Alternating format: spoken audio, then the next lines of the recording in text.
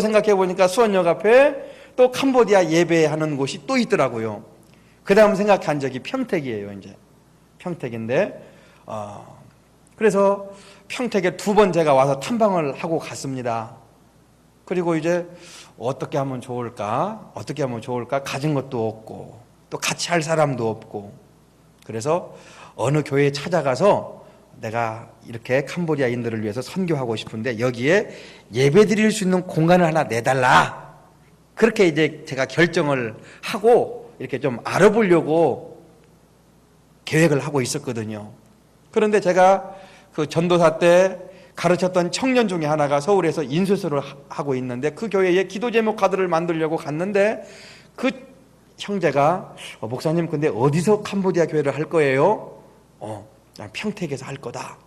그러면 교회가 혹시 어디 준비가 됐어요? 아니. 그랬더니 제가 아는 공장이 평택에 있는데 그 공장에 교회가 있어요. 근데 교회가 깨끗하니 아주 좋게 꾸며져 있는데 그 교회가 5년 동안이나 비어 있어요, 목사님.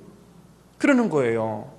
근데 이제 그렇게 세워진 동기가 뭐냐면은 지금 그 제1연산이라고 하는 그 공장 안에 교회가 있습니다. 근데 그 사장님이 지금 집사님이신데 그 6년 전에 그 교회 목사님이 은퇴를 앞두고 나 이제 시골에 가서 목회를 해야 되겠다.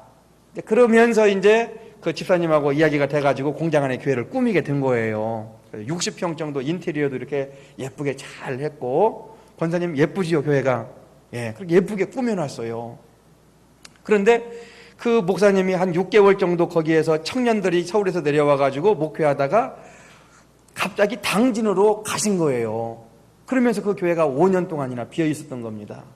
그 교회가, 그 공장 안에 교회가 설립될 때가 언제냐면은 캄보디아 친구들이 근로자로 막 들어오던 그런 때거든요. 그러니까 들어온 때에 맞추어서 교회가 세워졌는데 5년 동안이나 비어 있었어요. 그래서 거기 가서 이제 청소하고 잔디 심고 작년에 이제 설립 예배를 드리고 그러니까 저는 그냥 맨몸으로 들어간 거예요. 맨몸으로. 그래서 하나님께서 캄보디아인들을 위해서 이렇게 예비해 주신 것이 너무 감사하고, 그래서 이제 설립 예배를 드리고 평택역하고 또 통복시장에 가면 외국인들이 많이 오잖아요. 그래서 작년에는 주로 평택역에서 전도를 했고 올해는 통복시장에서 전도를 지금 하고 있습니다. 그래서 지금까지 한 20명의 캄보디아인들을 만났어요.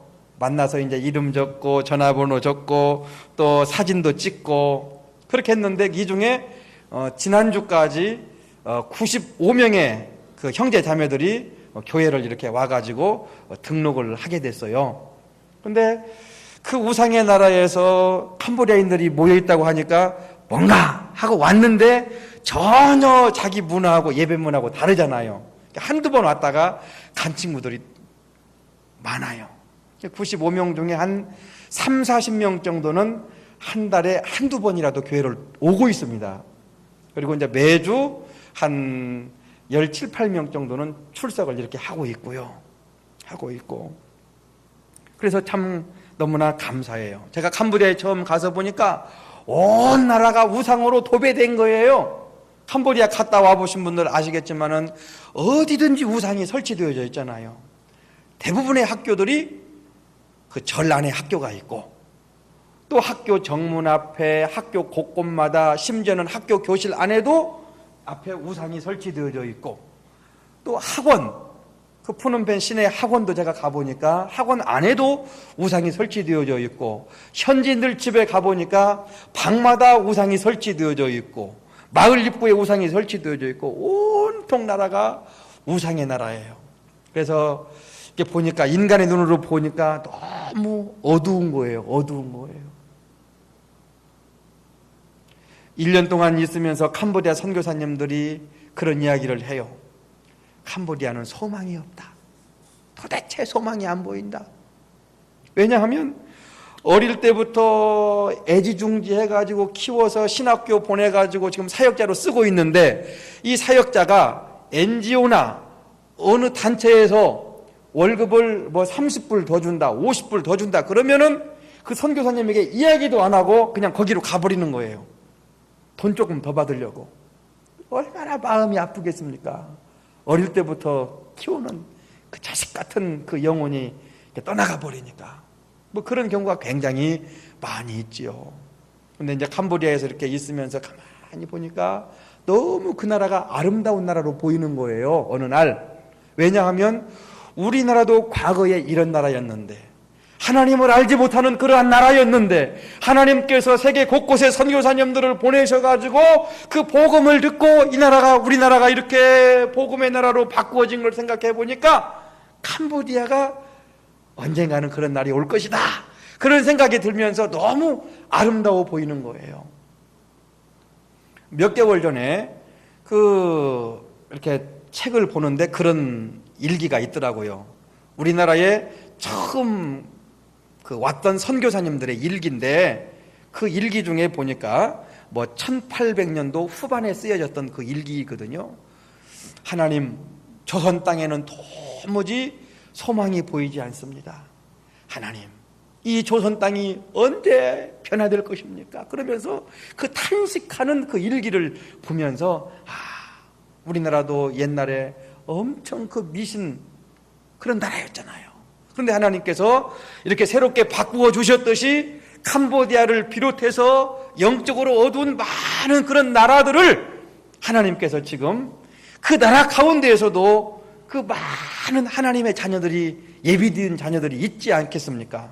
그 자녀들이 하나님 품으로 돌아올 것이다, 그런 생각이 드니까 너무 감사하고, 한국에서 태어난 것이 너무 참 감사하고, 한국을 새롭게 하셨던 하나님이 캄보디아도 새롭게 하시고, 또 몽골도 새롭게 하시고, 인도도 새롭게 하시고, 많은 동남아 불신 영혼들, 세계 열방의 많은 불신 영혼들을 하나님께서 새롭게 해 주실 줄로 믿습니다. 하나님은 전능하신 하나님이십니다. 살아계신 하나님이십니다.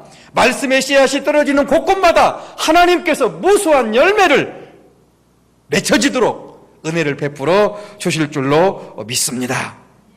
그래서 하나님 앞에 감사한 것은, 하나님께서 우리나라를 잘 살게 해가지고 지금 외국인들이 155만 명 정도가 우리나라에 들어와 있습니다. 그 중에 60%는 중국 조선족들이고 35% 정도는 동남아에서 오신 분들이에요. 동남아에서 오신 분들을 보면은 거의가 다 불교, 힌두교, 이슬람교입니다. 그래서 한국 선교사님들이 마음대로 들어갈 수 없는 나라들이 굉장히 많이 있습니다. 인도네시아도 그렇고, 미얀마도 그렇고, 네팔도 그렇고, 스리랑카도 그렇고, 내가 한국에서 온 박유한 선교사요, 명함을 못 내밀어요. 그냥 노동 비자로 가든지 사업 비자로 가가지고 몰래 비밀리에 선교하는 거지요. 제가 아는 인도네시아 선교사님에게 몇 개월 전에 직접 만나서 이야기를 들었는데, 거기도 이슬람이 워낙 세다 보니까 선교사라고 말할 수가 없다는 거예요. 복음을 전하다가 걸리면 5년 동안 감옥살이를 해야 된다는 거예요. 그들 스스로가 돌아오는 것은 괜찮은데, 우리가 복음을 전해서 그들을 돌아오게 하는 것은 이건 범죄 취급을 받는 거지요. 마음대로 안 돼요. 근데 인도네시아에서도 지금 한국에 6만 명이 들어와 있잖아요, 외국인 근로자들이. 현지에서는 그들에게 찾아가서 복음 전하기가 쉽지가 않은데, 한국에 들어온 그 동남아 근로자들은 이 사람이 불교인지 이슬람인지 힌두교인지 묻지 않고 그냥 만나서 복음을 전할 수가 있는 것이 너무나 감사한 거예요. 감사한 거예요. 한국 교회의 현실을 보면은 지금 얼마나 많은 각 나라의 선교사님들을 파송하고 있습니까? 그렇죠? 많은 선교사들을 파송하고 있어요. 또 국내에 많은 사람들을 대상으로 목회하고 있습니다. 그래서 국내 목회와 선교사님들을 파송하는 그 선교 목회는 굉장히 활발하게 이루어지고 있는데, 그 외국에서 들어온 그 젊은이들에게 복음으로 접근하는 그러한 교회들은 아주 적다. 관심을, 한국 교회가 관심은 가지고 있지만은 극소수의 얼마 만에 그러한 교회와 사람들만이 외국인들에게 관심을 가지고 있는 거예요.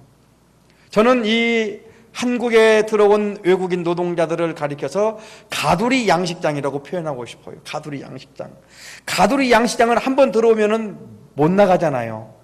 그리고 그 양식장에 먹이를 주어서 다 키운 다음에 키워서 내보내잖아요. 근데 하나님께서 한국을 잘 살게 해가지고 가두리 양식장으로 만들어 주셨어요. 많은 각 나라의 외국인들이 들어와서 일하고 살 수 있는 가두리 양식장으로 만들어 주었는데 한국 교회가 그들에게 먹이를 먹여서 하나님 말씀을 먹여서 그들을 잘 키워서 그들이 잘 큰 다음에 자기 나라에 돌아가서 복음 전도자로서의 삶을 살아갈 수 있도록 만들어 줘야 되는데 그게 너무 지금 열악한 거예요. 한국 교회적으로 볼 때에. 그런 생각이 드시죠? 그렇습니까? 예.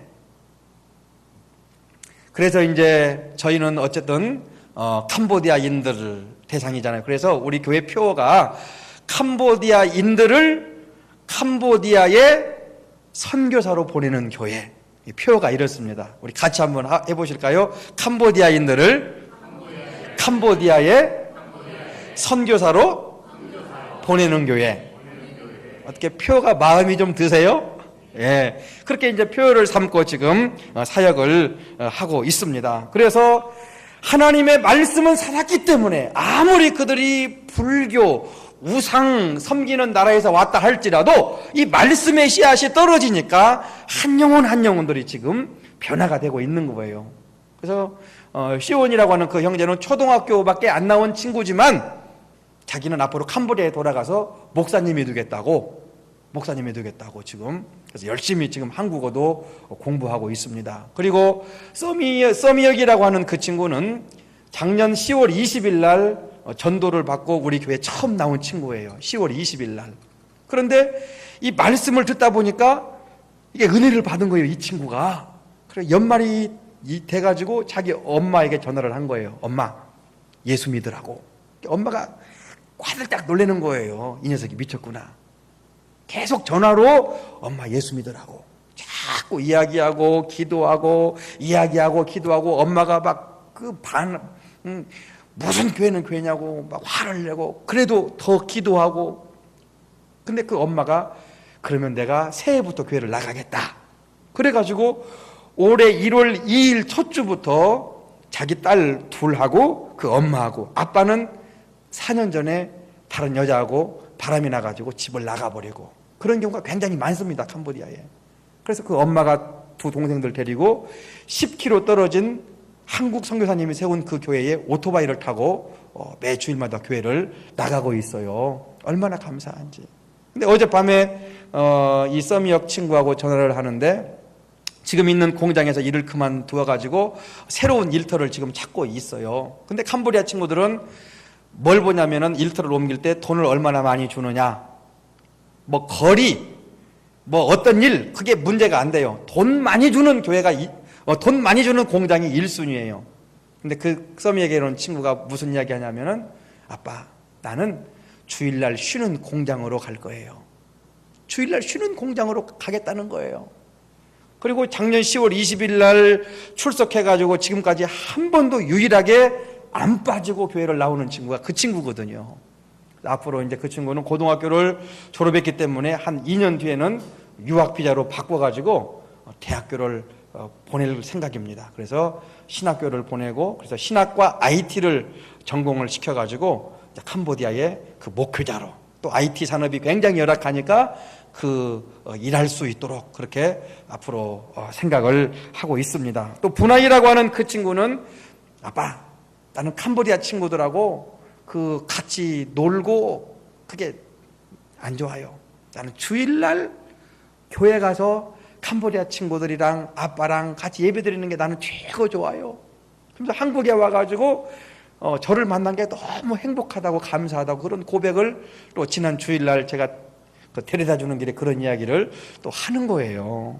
그래서 한 영혼 한 영혼들이 말씀을 듣고 변화가 되고 앞으로 캄보디아 복음화에 그런 그 사람으로 쓰임 받기를 소망하는 그런 마음들이 그런 씨앗들이 지금 떨어져 가지고 조금씩 싹이 나고 있는 모습을 보면서 너무 감사하고 행복하고, 또 캄보디아 사역자로 불러주신 것이 너무 하나님 앞에 감사를 드리고 있습니다. 그래서 우리 캄보디아 친구들에게 어떤 꿈을 지금 심어주고 있냐면은, 너희들 지금 고향 마을에 교회가 없지 않느냐, 앞으로 너희들 고향 마을에 교회를 같이 세우자, 아빠랑 같이 교회를 같이 세우자.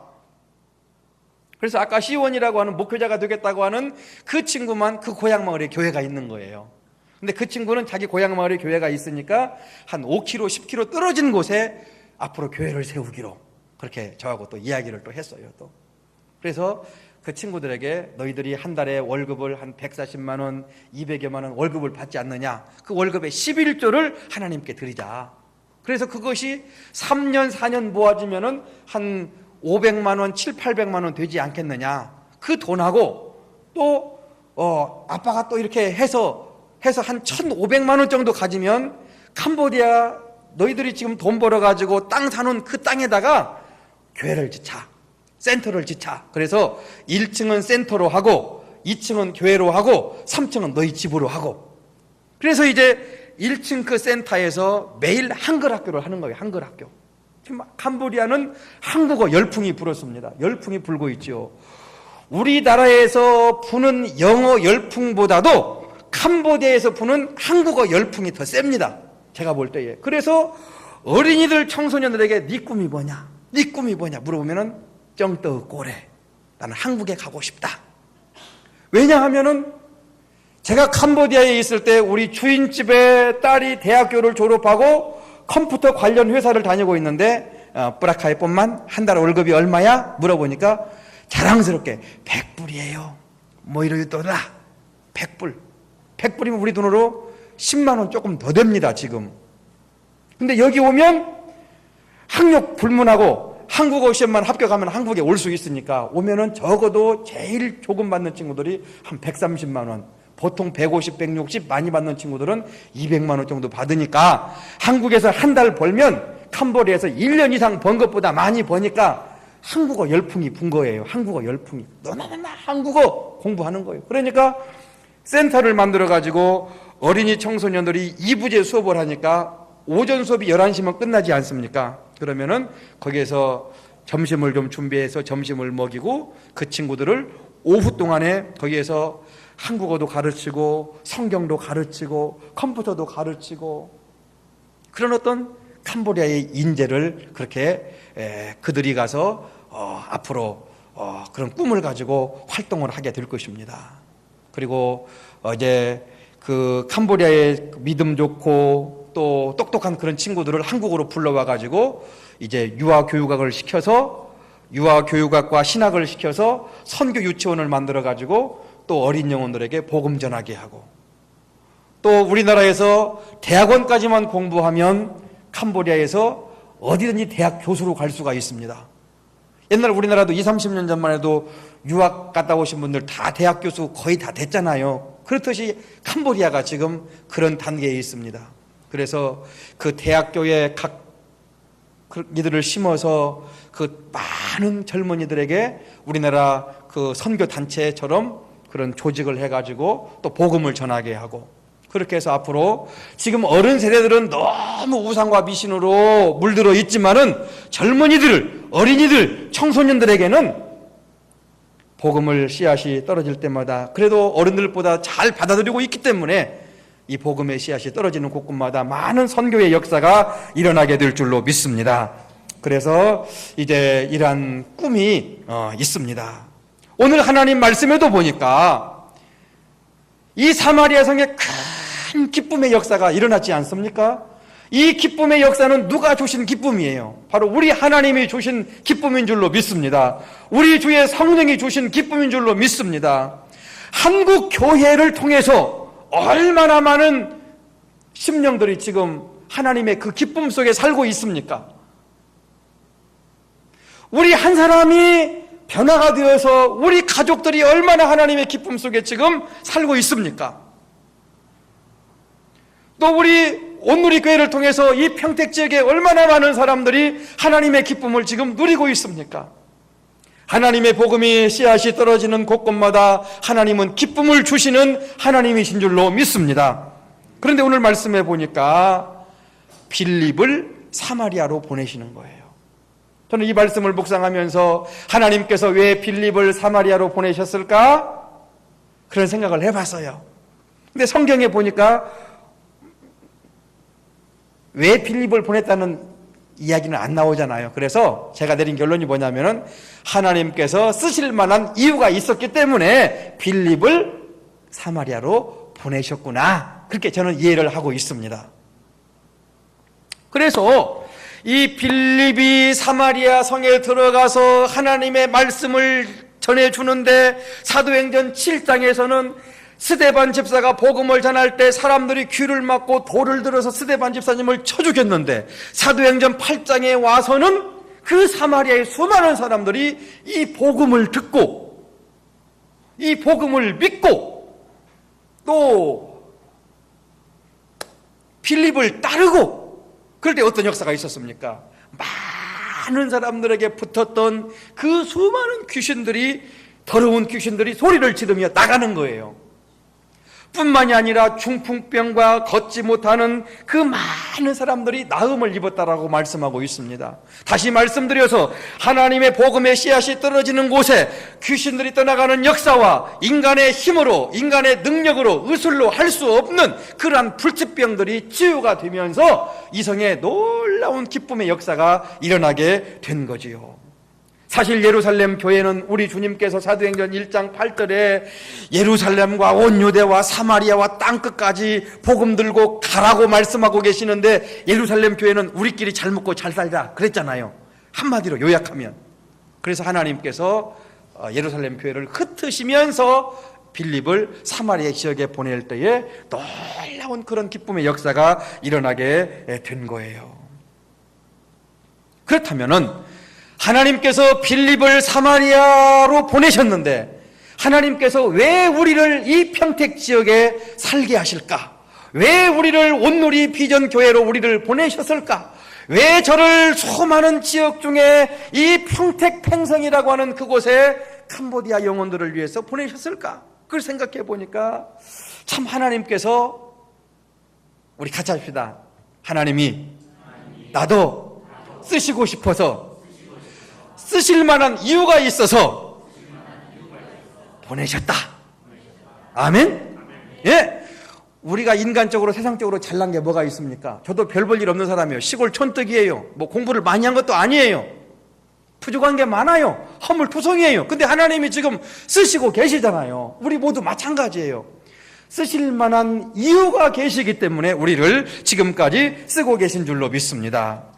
이 종이 한 장도 한 번은 쓰임받다가 쓰레기통에 들어가는 거예요. 그렇죠? 그리고 이 종이컵 하나도 한 번은 쓰임받다가 이 쓰레기통에 들어가는 거예요. 하나님께서 우리를 얼마나 귀하게 만들었습니까?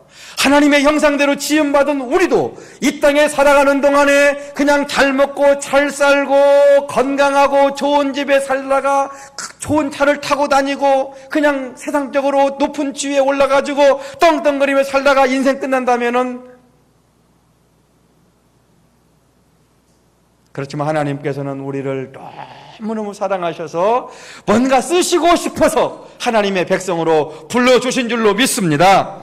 빌립을 통해서 사마리아 성에 큰 기쁨의 역사가 일어났다면 오늘 우리를 통해서 이 평택 지역에 우리를 통해서 우리 직장과 사업장에 우리 한 사람을 통해서 우리 가정 속에 큰 기쁨을 주시려고 하나님께서 우리를 지금 쓰고 계시는 줄로 믿습니다. 아멘. 우리 여기 오신 분들은 너무너무 존귀한 분들이에요. 너무너무 하나님이 사랑하시는 분들이에요. 우리 같이 합시다. 하나님이 나를 쓰고 계신다. 쓰시고 계신다. 아멘.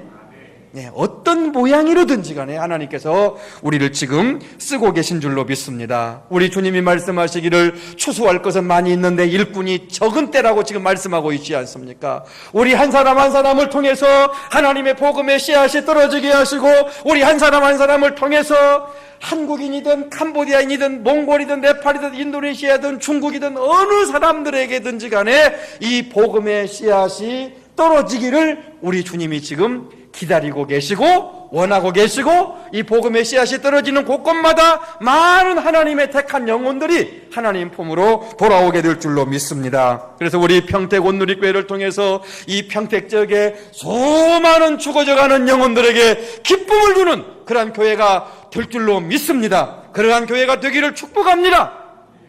또 우리의 일터, 우리의 직장, 우리가 머물러 있는 가정을 통해서도 이런 큰 기쁨의 역사가 일어날 수 있기를 주의 이름으로 축복합니다. 사도행전 16장에서도 보면은 사도 바울이 빌립보 감옥에서 그 엄청난 매를 맞고 결국 이제 간수에게 주 예수를 믿으라 복음을 전하고, 또 간수의 집에 가서 그 가족들에게 복음을 전해 주었을 때 온 집안이 크게 기뻐했다고 말씀하고 있지 않습니까? 하나님의 복음의 씨앗이 떨어지는 곳곳마다 큰 기쁨의 역사가 일어나게 될 줄로 믿습니다. 또 우리 온누리 교회 8곳의 그러한 목사님들의 그 목회 사역 속에서도 하나님의 이 복음이 전파되는 곳곳마다 큰 기쁨의 목회가 이루어질 줄로 믿습니다. 영혼을 살리는 교회. 그래서 우리 하나님 말씀하신 대로 많은 영혼들을 옳은 대로 돌아오게 하는 자는 하늘의 별과 같이 영원히 빛나는 그러한 역사가 우리 교회를 통해서, 우리 가정을 통해서, 우리 삶을 통해서 일어날 수 있기를 주의 이름으로 축복합니다. 그래서 이 시간 우리 기도할 때 하나님 아버지, 종이컵도 한 번은 쓰임받다가 쓰레기통에 들어가고 종이 한 장도 한 번은 쓰임받다가 쓰레기통에 들어가는데, 하나님 이 시대에 할 일만은 이때에 하나님 나를 쓰시옵소서.